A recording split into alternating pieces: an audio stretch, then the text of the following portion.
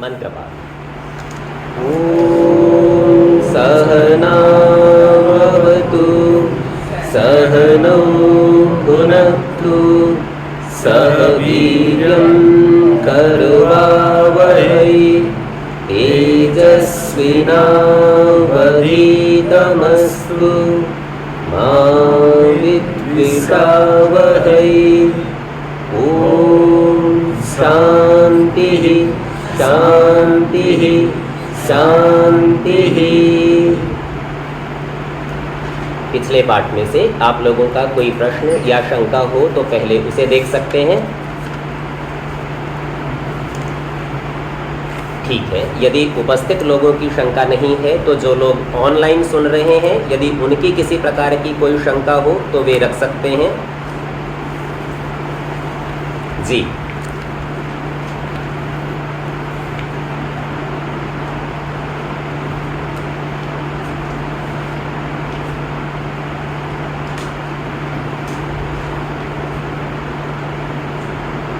ठीक है, यदि हमने एक बार स्नान कर लिया है तो उसके पश्चात दोबारा कुशा से मार्जन क्यों करें, यह प्रश्न हमारे सामने आया।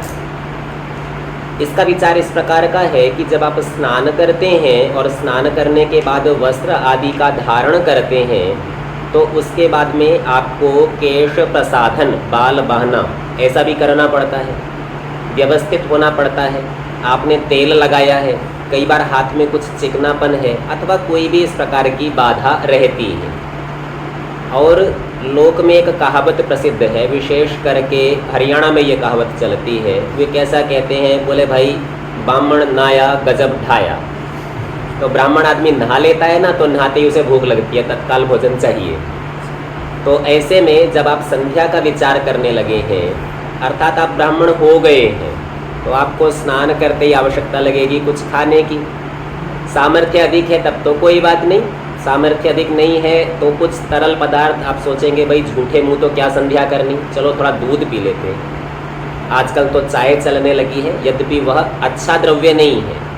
तो ऐसे में ये समझ लीजिए एक प्रकार की अशुद्धि, अशौच हो गया।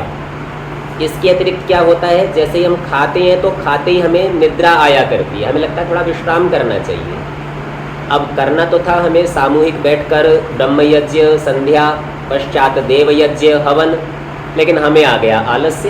तो वो आलस्य हटाने के लिए हमें कुशा अथवा हाथ से ये मार्जन करना पड़ता है, सिर और नेत्र आदि पर छींटे देने पड़ते हैं। तो ऐसे में ऋषि ने स्पष्ट संकेत किया, यदि आपको आलस्य नहीं है, आपके शरीर का सामर्थ्य नियंत्रण अधिक है, आपको पहले ही भोजन करने की आवश्यकता नहीं लगी और आपको आलस्य नहीं आ रहा, तो ऐसे में आप मार्जन मत करिए, केवल मंत्र पाठ करिए और आगे की क्रिया को कर लेंगे।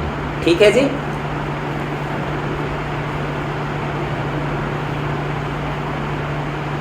जी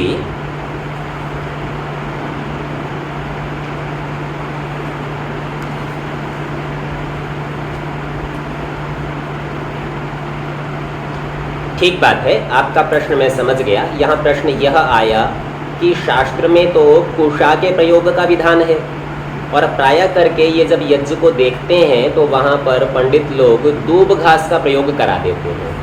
तो आपको ध्यान होगा, मैंने पाठ में बताया था कि कुशा का लाना आसान काम नहीं है, कठिन काम है और सब उसके योग्य नहीं होते। तो जो बहुत योग्य होता है उसे कुशल कहते ही हैं। तो ऐसे में वो लोग क्या है, आसान विकल्प ढूंढते हैं। भाई डाब नहीं मिली, कुशा नहीं मिली तो चलो दूब ले लो। पर यहाँ ध्यान रखना चाहिए कि दूब का प्रयोग करना शास्त्र से विपरीत है। आपने जो भी विधि की हो वो शास्त्र को छोड़कर की है, और जो विधि आप शास्त्र को छोड़कर करते हैं तो वह अपने पूर्ण फल को कभी नहीं दे सकती। तो इसलिए दूब घास का प्रयोग करना उचित नहीं है। लोक में कर्मकांड के साथ दिखावा बहुत अधिक जुड़ गया। परिणाम ये हुआ कि बस खाना पूर्ति हो जाए, जैसा शास्त्र कहता है उससे कुछ मिलता जुलता हो जाए, और ऐसे हम काम चला लेना चाहते हैं। तो दूब का प्रयोग भी इसी प्रकार का है कि काम चला लें जी, घास ही तो थी, ऐसा जो बहाना है वो हमारे आलस्य का द्योतक है। आलस्य हटाने के लिए ही कुशा का प्रयोग करना था, और हमने कुशा को ही हटा दिया और दूब का प्रयोग कर लिया, तो आलस्य नहीं हटा सकेंगे। तो शास्त्र विरुद्ध कार्य करने से बचना चाहिए। ठीक है जी।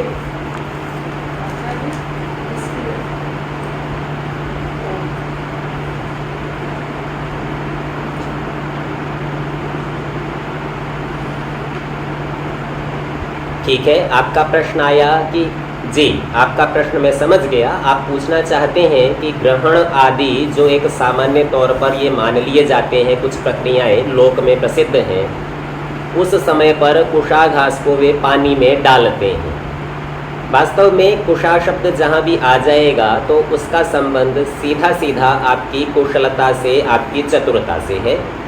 और ग्रहण आदि कोई भी परिस्थिति वह है जो कि एक सामान्य परिस्थिति नहीं है, अर्थात कठिन परिस्थिति है।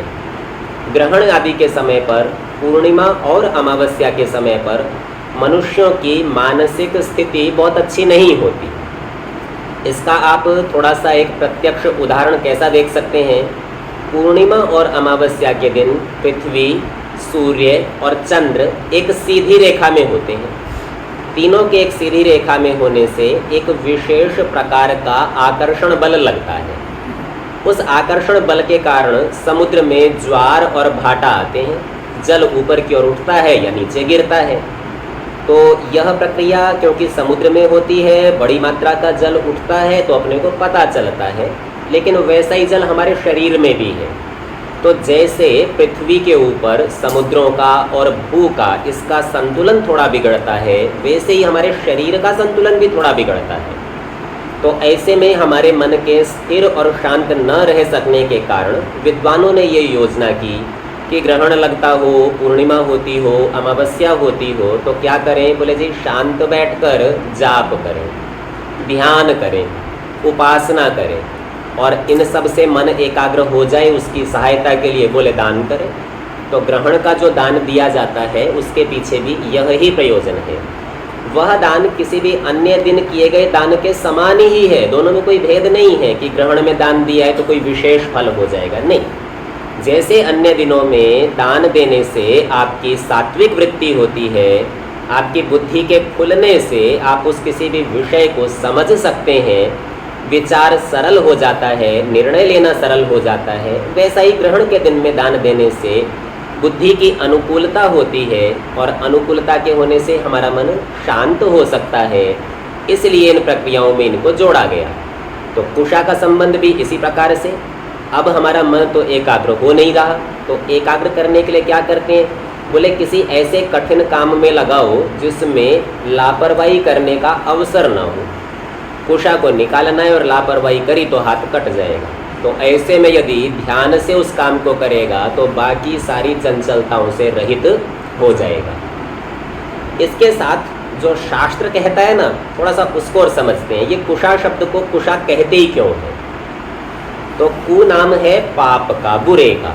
आपको किसी को कहना हो ना ये कुपुत्र है, बुरा है, ये कुशिष्य है, ये बुरा शिष्य है, तो कु शब्द बुरे को, पाप को कहते हैं।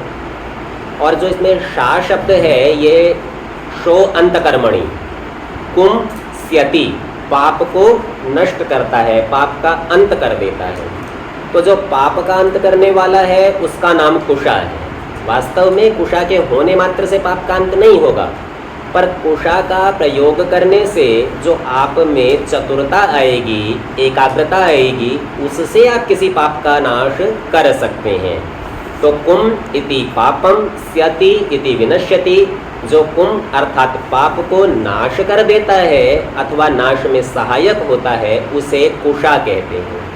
अब आपसे यदि कह दिया जाए कुशा लाइए जल में डालिए, यद्यपि यह विधान कोई शास्त्रीय नहीं है, वेद में तो ऐसी चर्चा कहीं नहीं आई।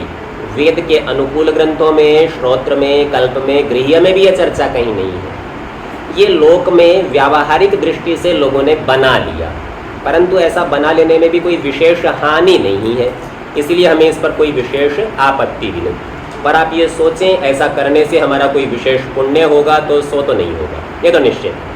हाँ, ये है कि कुशा को उखाड़ने के नाम जो एकाग्रता हुई, आप उसका लाभ अच्छे काम में ले सकते हैं। ठीक है जी। हाँ जी। अन्य किसी का कोई प्रश्न?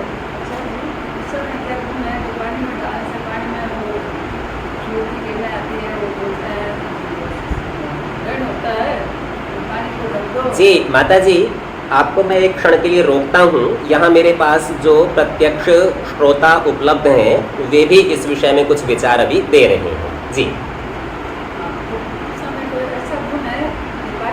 जी, तो हमारे सामने माता जी ने एक विचार और प्रश्न रखा, क्या कुशा में ऐसा कोई गुण है जो जल में किसी प्रकार का परिवर्तन करे अथवा सूर्य की किरणों के संपर्क से किसी विशेष प्रभाव को उत्पन्न करे?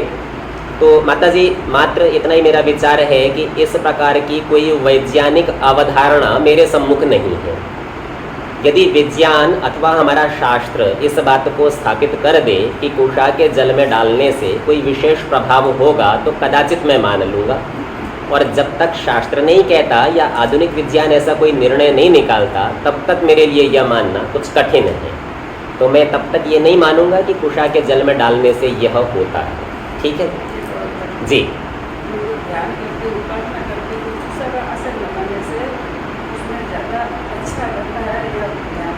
ठीक है, माता जी का एक प्रश्न आया कि यदि हम उपासना में संध्या में बैठें तो हमारा आसन कुशा का रहेगा तो उससे कोई विशेष लाभ होगा क्या? संस्कार विधि में ऋषि दयानंद ने इसके लिए लिखा है कौशम बरही, अर्थात कुशा नामक घास का आसन होना चाहिए। तो यह शास्त्रीय विधि तो हमें मिल गई, लेकिन इसके साथ भी संबंध उतना ही है कि आप कुशा घास का आसन बनाएंगे तो बहुत सारी कुशा चाहिए, बहुत सारी कुशा लाने के लिए बहुत सारी योग्यता चाहिए। तो कुल मिला के आप योग्यता संपादन कर सकें इसके लिए कुशा घास के आसन का प्रयोग किया जाता है। अन्यथा जिनके पास कुशा नहीं है तो वो ऊन के आसन पर, कपड़े के आसन पर, और यदि कुछ भी नहीं मिलेगा तो ज़मीन पर ही बैठे। ज़मीन सबसे बढ़िया आसन परमेश्वर का बनाया हुआ है, हम सबको आधार देता है। तो सीधा ज़मीन पर बैठकर भी आप संध्या उपासना कर सकते हैं।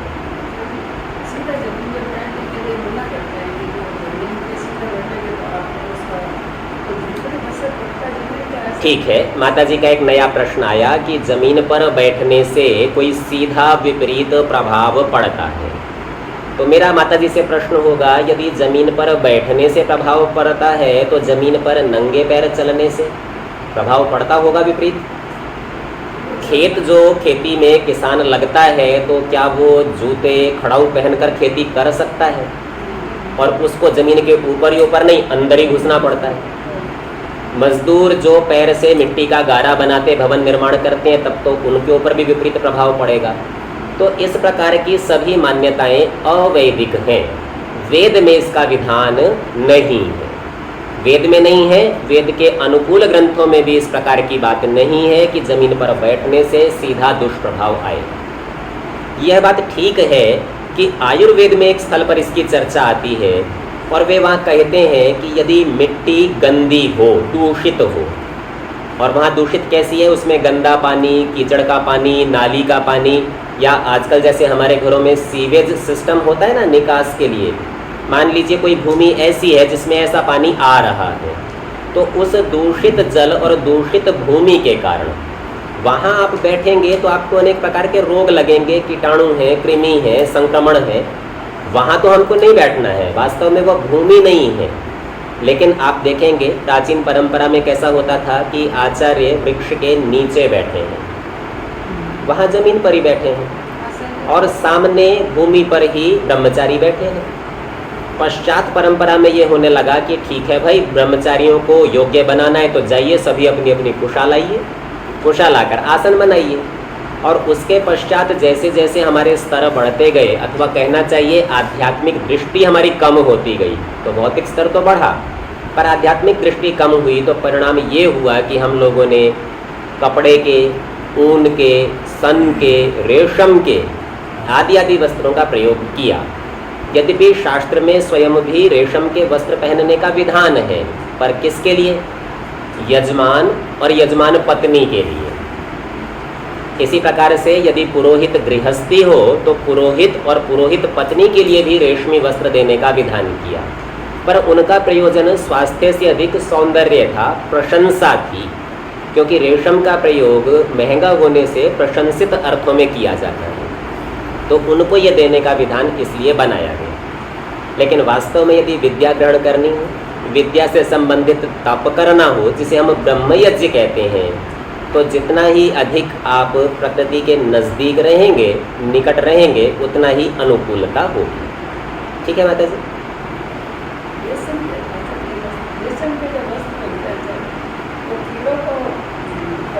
ठीक बात है, आपका प्रश्न मैं समझ गया। रेशम से धागा निकालने, वस्त्र बनाने में हिंसा का योगदान है, ये बात ठीक है। पर यहाँ ये भी देखना चाहिए कि इस संसार में ऐसी कोई क्रिया नहीं है जहाँ हिंसा का नितांत अभाव होता हो। किसी न किसी की हिंसा तो हो ही जाती है, कभी कम कभी ज़्यादा। तो नियम क्या है कि जब हिंसा कम हो, पाप कम हो और उसी कार्य में अहिंसा अर्थात पुण्य अधिक हो, तो वह कार्य कर लिया जाता है। राजाओं के लिए पशुओं की, छोटे मोटे कीड़ों के मारने की तो बात क्या, मनुष्यों को मारना पड़ता है, युद्धों में जाते हैं। तो ऐसी बड़ी बड़ी हिंसा भी राजा के लिए हिंसा नहीं होती, क्योंकि उनके मारने से वह पूरे राष्ट्र की रक्षा करता, अनेक लोगों के जीवन की रक्षा करता है। तो इसी दृष्टि से राजा के लिए, विशेष यजमान के लिए, धनाढ्य व्यक्ति के लिए रेशम के वस्त्र पहनने का विधान हो जाता है, लेकिन वह भी आध्यात्मिक दृष्टि से अच्छा नहीं, जो संकेत मैंने आपको पहले ही किया है। ठीक है जी? हाँ जी माता जी, दीक्षा माता जी, आप कुछ प्रश्न कर रहे थे, तो आपको अभी अवसर है, अब आप अपना प्रश्न रख सकते हैं।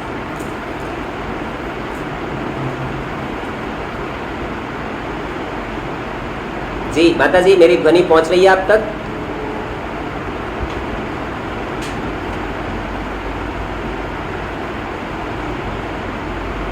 ठीक है, संभवतः उनका संपर्क कट गया है, पुनः भी उपस्थित होंगी तो उनसे पुनः हम प्रश्न ले लेंगे। अब हम आगे के पाठ को देख लेते हैं। जी, आपका कोई प्रश्न है? जी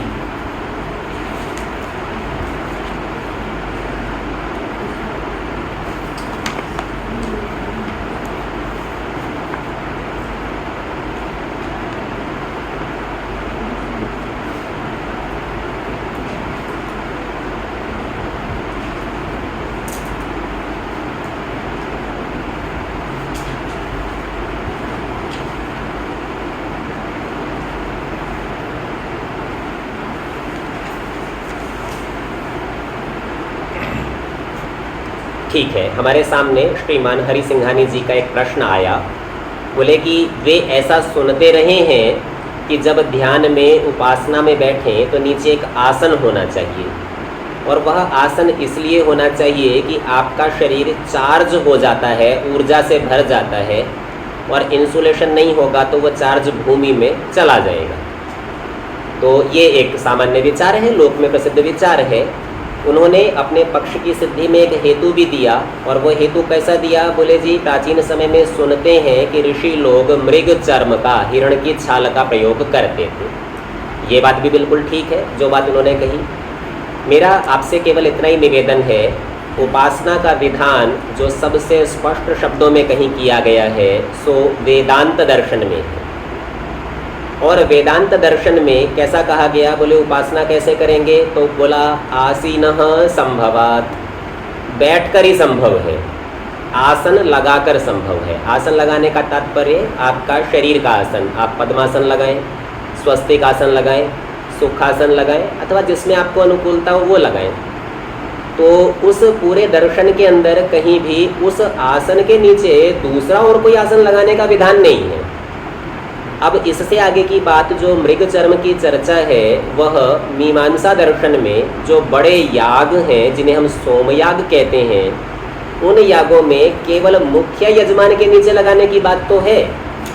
एक सोमयाग में 16 अथवा 17 यजमान होते हैं, और वे 17 के 17 ऋत्विक भी होते हैं, अर्थात मुख्य यजमान तो एक हो जाता है, बाकी 16 यजमान उनके सहयोगी हो जाते हैं। तो उन 17 यजमानों में भी केवल एक यजमान के लिए मृग चर्म है, तो बाकी 16 तो ऐसा मानना पड़ेगा या तो चार्ज नहीं होते, और यदि चार्ज होते हैं तो साथ साथ डिस्चार्ज होते ही रहते हैं, क्योंकि वे तो भूमि पर ही रहते हैं। तो इस हेतु से यह बन नहीं पाएगा कि यह चार्ज होना और डिस्चार्ज होना। एक और बात हम समझते हैं, यहाँ चार्ज वैसा बिजली वाला तो निश्चित रूप से नहीं होगा, क्योंकि यदि वैसा होता तो प्रयास कीजिए, यदि आप स्तुति करते हुए दोनों हाथों को जोड़ते हैं, आप चार्ज होते और शॉर्ट सर्किट हो जाता। तो इस प्रकार का चार्ज तो मुझे युक्त नहीं लगता। और जहाँ तक आध्यात्मिक भाव, ईश्वरीय शक्ति से चार्ज होना अर्थात ऊर्जावान होना, सो बात आपके मस्तिष्क की है, जिसका शरीर से सीधा संबंध नहीं। वह आपका मन बलवान बनता है। आपके शरीर को बलवान बनने के लिए तो बाह्य कारण भोजन आदि की आवश्यकता रहेगी ही। तो कुछ स्पष्टता हो गई होगी। पुनरअपि कोई प्रश्न है तो कह सकते हैं। हाँ, आपका एक प्रश्न और आया कि भाई हम प्राणायाम करते समय मूलाधार चक्र की बात सुनते हैं कि उसका उपयोग करना चाहिए। सत्यार्थ प्रकाश में इसकी चर्चा करते हुए ऋषि दयानंद ने ऐसा लिखा कि जब आप बलपूर्वक श्वास को बाहर फेंक कर बाहर रोकना चाहते हैं, तो ऐसे में यदि आप मूलाधार चक्र का प्रयोग करते हैं तो श्वास को बाहर रोकने में आपको आसानी होती है। तो हमें कोई आपत्ति नहीं है, ऋषि का अनुभव है, ऋषि ने साक्षात उपदेश किया है। तो हम भी मूलाधार चक्र का अर्थात मूल भाग का ऊपर की ओर संकोच करना, वहाँ उस विधि में वो कहते ही ऐसे हैं, बोले जी मूल भाग को ऊपर की ओर खींचिए, नाभि को भी अंदर की ओर खींचिए और ऐसा विचार कीजिए कि आप श्वास को बिल्कुल नीचे से उठाते हुए ऊपर ला रहे हैं और धीरे धीरे बलपूर्वक बाहर फेंक दीजिए।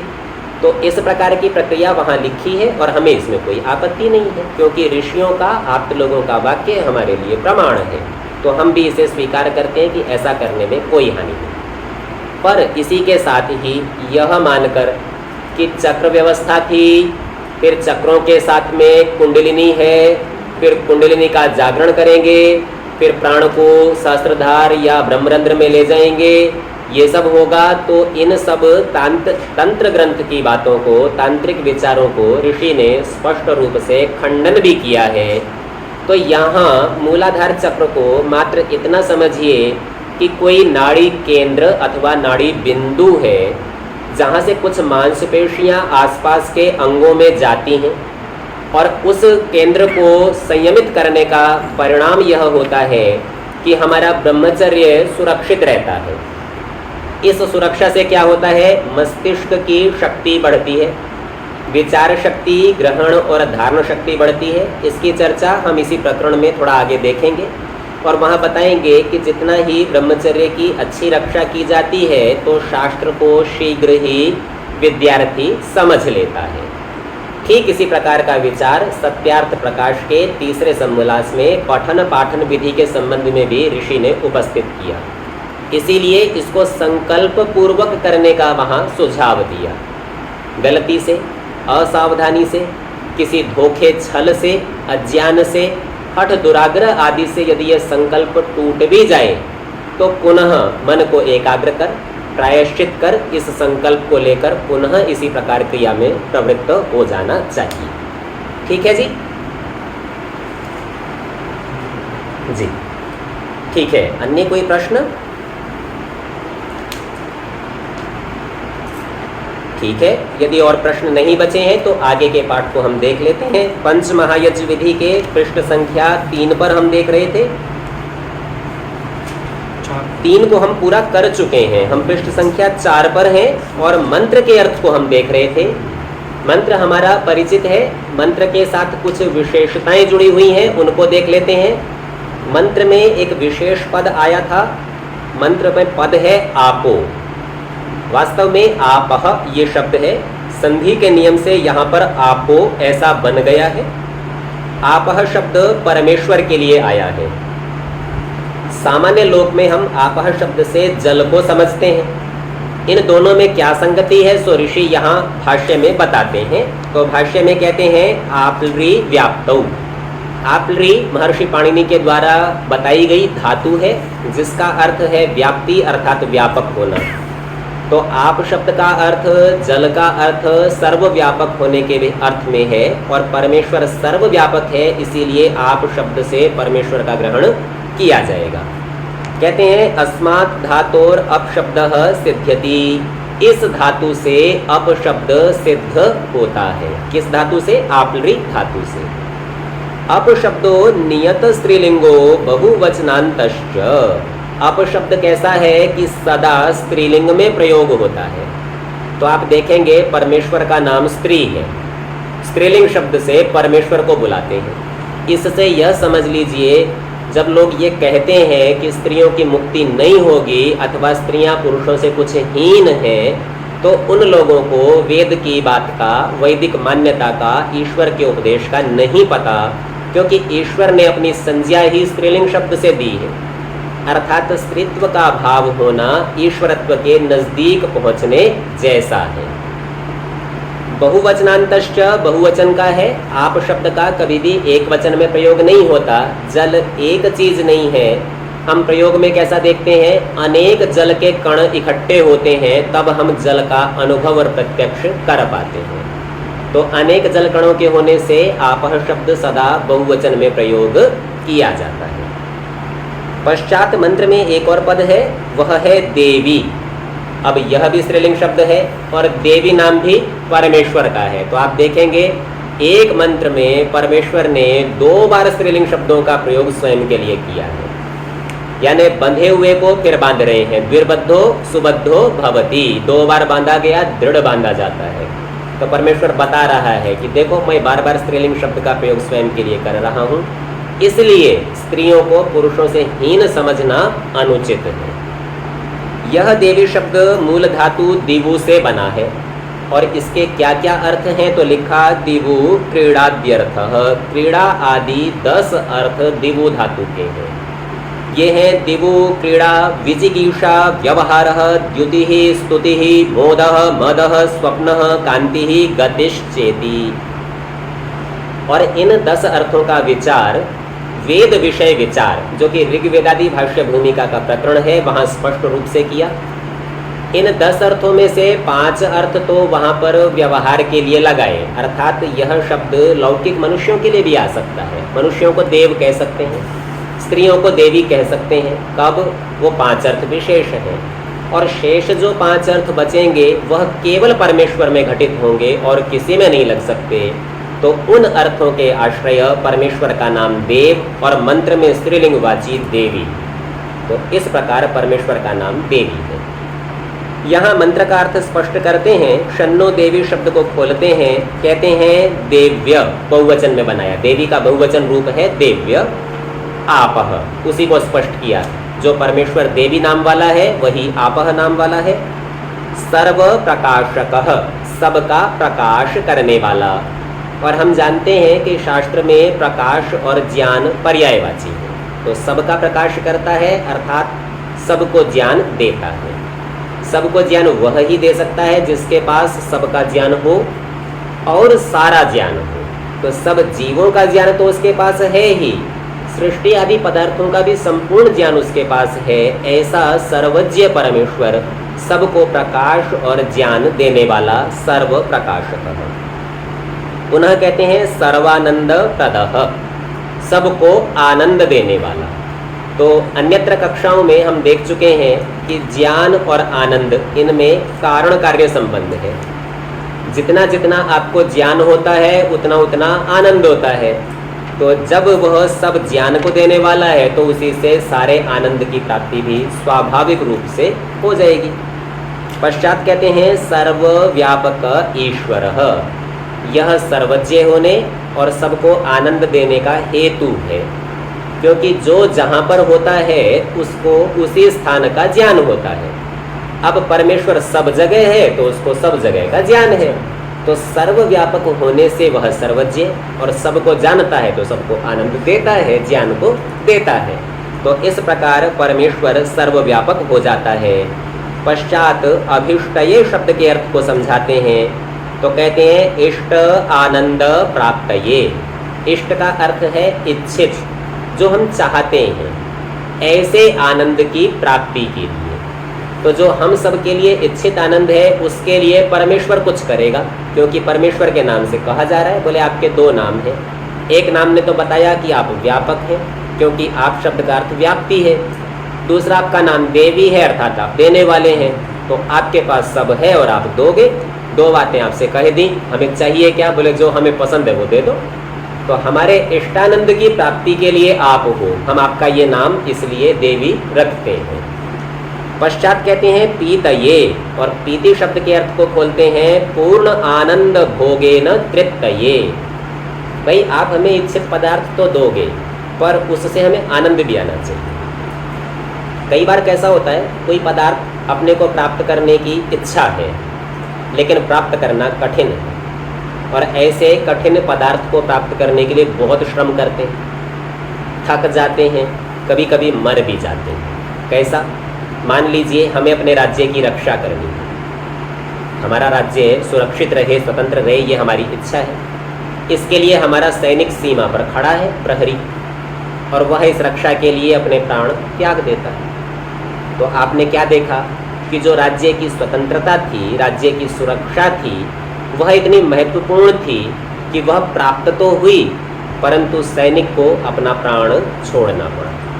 तो इससे उसको इस जन्म में तो आनंद नहीं हुआ। ये तो ठीक बात है कि इतना बड़ा पुण्य कर्म करने से उसको बहुत उत्तम योनि, उत्तम सुख अगले जन्म में मिलेगा, पर इस जन्म में इस शरीर से, जिसके साधन से उसने सारा प्रयत्न किया था, उससे उपभोग नहीं कर पा रहा। तो यहाँ कैसी प्रार्थना की? हमारा जो इच्छित पदार्थ है वो तो हमको मिले, पर साथ साथ उसका पूरा आनंद, आधा अधूरा नहीं, आनंद भी हमें साथ साथ उस पदार्थ का मिलना चाहिए।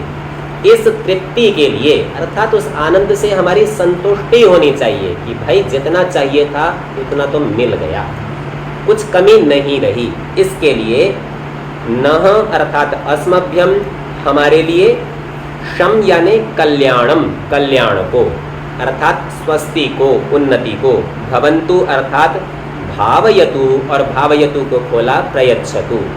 भावयतु का अर्थ है भावित कराइए, भावित कराइए, उसको स्पष्ट करते हैं प्रयच्छतु से, अर्थात हमें दे दीजिए। तो परमेश्वर से क्या मांग रहे हैं? बोले आप देने वाले हो, आपका नाम देवी है, आप हमें दे दीजिए। क्या दे दीजिए? बोले जी हमारा जो अभिष्ट है, जो हमारा सबसे प्रिय है, जो हमारा सबसे इच्छित पदार्थ है वो दे दीजिए। और केवल देना नहीं है, हम में उपभोग करने का सामर्थ्य भी होना चाहिए। पता चले हमारे पास में टेलीविज़न तो बहुत अच्छा आ गया, पर आँख चली गई, अब पदार्थ तो है, आनंद कैसे आएगा? तो इसीलिए संसार हमारे पास हो और उपभोग से हमको आनंद भी आए, तो ये दोनों चीज़ें मिलाकर पूर्णता को बताती हैं। तो ऐसी पूर्णता है परमेश्वर, आप हमें दे दीजिए, ये हमारी प्रार्थना है। आज के पाठ का समय समाप्त होता है। मंत्र के शेष अंशों की चर्चा अब अगले सप्ताह में करेंगे। ठीक है। ओ